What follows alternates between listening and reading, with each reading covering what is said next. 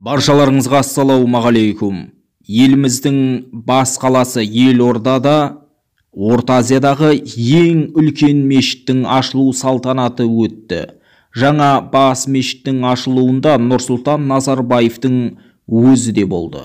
Сондай-ақ ашылу салтанатына бұрынғы премьер-министр Асқар Мамин және вице-премьер Сапарбаев, сондай-ақ Ералы Тоғжанов, Алматының экс-әкімі болған Амандық Баталов және кәсіпкерлер Айдын Рахымбаев пен одан өзге біршама шенеуніктер қатысты. Назарбаев мешіттің құрылысына алғаш кірпіш қалаған болатын.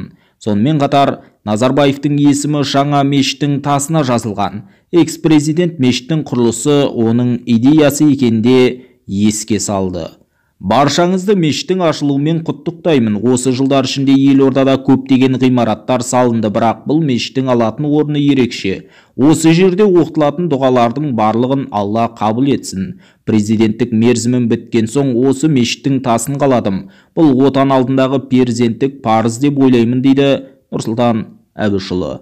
Ал сіз қалай ойлайсыз? Егерде оның туыстары дәл осылай әр өңірден мешіт салып, елдің игілігіне жұмыс жасағанда, дәл қазір халықтың оларға деген көзқарасы өзгеше болар ма еді? Төмендегі комментарийге пікір қалдырыңыз, каналға жазылып, қолдау білдіруді ұмытпаңыз.